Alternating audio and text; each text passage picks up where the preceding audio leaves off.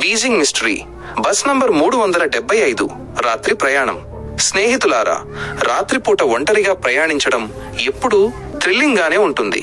కానీ 1995లో చైనాలోని బీజింగ్ లో జరిగిన ఒక సంఘటన మాత్రం ప్రపంచాన్ని గజగజ వణికించింది. పదుల సంఖ్యలో ప్రయాణికులున్న బస్సు అకస్మాత్తుగా ఎలా మాయమైపోయింది? ఆ తర్వాత దొరికిన బస్సులో డీజిల్ కు బదులు రక్తం ఉందన్నది నిజమేనా? ఈ రోజు మనం చైనాలోనే అత్యంత భయంకరమైన బస్ 375 మిస్టరీ గురించి తెలుసుకుందాం.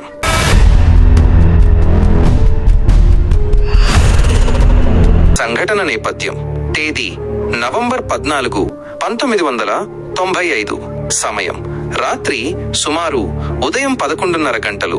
గడ్డకట్టే చలిలో బీజింగ్ లోని యువాన్ స్టాప్ నుండి 375 నంబర్ చివరి బస్సు బయలుదేరింది.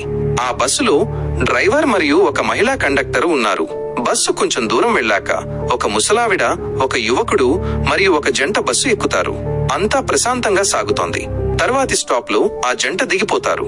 ఇప్పుడు బస్సులో డ్రైవర్, కండక్టర్, ముసలావిడ మరియు ఆ యువకుడు మాత్రమే మిగిలారు. వింత ప్రయాణికుల రాక. బస్సు ముందుకు వెళ్తుండగా రోడ్డు పక్కన 3 వ్యక్తులు చేయి చూపించడం డ్రైవర్ గమనిస్తాడు. అక్కడ అసలు బస్ స్టాపే లేదు. అయినా సరే డ్రైవర్ బస్సు ఆపుతాడు. ఆ 3 బస్సు ఎక్కారు. వారి వేషధారణ చాలా వింతగా ఉంది. వారు చైనా పాత క్వింగ్ రాజవంశం, క్వింగ్ డైనస్టీ కాలం నాటి సంప్రదాయ దుస్తులు ధరించి ఉన్నారు. వారి ముఖాలు పాలిపోయి తెల్లగా ఉన్నాయి. ఎవరూ మాట్లాడకుండా తలదించుకుని కూర్చున్నారు.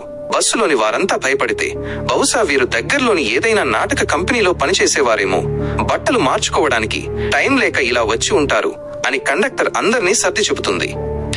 ముసలావిడ నాటకం. బస్సు మరికొంత దూరం వెళ్ళాక హఠాత్తుగా ఆ ముసలావిడ లేచి నిలబడి తన పక్కనున్న యువకుడిపై అరుస్తుంది. "నువ్వు నా పర్స్ దొంగిలించావు" అంటూ గొడవ మొదలు పెడుతుంది. ఆ యువకుడు తాను తీయలేదని మొత్తుకున్నా ఆమె వినదు. చివరకు దగ్గర్లోని పోలీస్ స్టేషన్లో తేల్చుకుందాంరా అని ఆ యువకుడిని బలవంతంగా బస్సు దింపేస్తుంది. బస్సు దిగగానే యువకుడు, "అమ్మా, నేను దొంగతనం చేయలేదు కదా, ఎందుకు అబద్ధం చెప్పారు?" అని అడుగుతాడు. అప్పుడు ఆ ముసలావిడ చెప్పిన మాట వింటే ఎవరికైనా వెన్నెముకలో వణుకు పుడుతుంది. "నాయనా, నీ ప్రాణాలు కాపాడడానికే నేను అలా నటించాను. కొత్తగా బస్సు ఎక్కిన ఆ 3 వ్యక్తులకు పాదాలు లేవు. వారు గాలిలో తేలుతున్నారు. వారు మనుషులు కాదు, దెయ్యాలు" అని చెబుతుంది. మాయమైన బస్సు. భయంకరమైన నిజం. మరుసటి రోజు ఉదయం 375 నంబర్ బస్సు గమ్యాన్ని చేరుకోలేదు. డ్రైవరు, కండక్టర్ ఇద్దరూ కనిపించకుండా పోయారు. 3 రోజుల తర్వాత బీజింగ్ కు 100 కిలోమీటర్ల దూరంలో ఉన్న క్సియాంగ్షాన్ రిజర్వాయర్ లో ఆ బస్సు లభ్యమవుతుంది. బస్సును బయటకు తీసినప్పుడు అక్కడ కనిపించిన దృశ్యాలు అధికారులనే షాక్ కు గురిచేశాయి.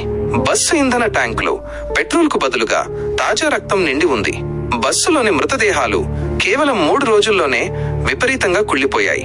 సాధారణంగా అంత తక్కువ సమయంలో అలా జరగదు. సీసీటీవీ ఫుటేజీని పరిశీలిస్తే ఆ బస్సు వెళ్లాల్సిన దారిలో ఉన్న ఏ ఒక్క కెమెరాలోనూ అది కనిపించలేదు. ముగింపు. ఈ సంఘటన ఇప్పటికీ బీజింగ్ చరిత్రలో ఒక పెద్ద మిస్టరీగా మిగిలిపోయింది. ప్రభుత్వం దీనిని సాంకేతిక కారణమని కొట్టిపారేసిన ప్రజలు మాత్రం దీన్ని ఘోస్ట్ బస్ అనే నమ్ముతారు. ఇది నిజమా లేక కట్టుకథ అనేది ఎవరికీ తెలియదు. కానీ ఆ రాత్రి బస్సు దిగిన యువకుడు మాత్రం ఇప్పటికీ బతికే ఉన్నాడని అంటారు. మీకు ఈ కథ గురించి ఏమనిపిస్తోంది? కామెంట్ చేయండి. ఇలాంటి మరిన్ని మిస్టరీల కోసం మా ఛానల్ ని సబ్స్క్రైబ్ చేసుకోండి.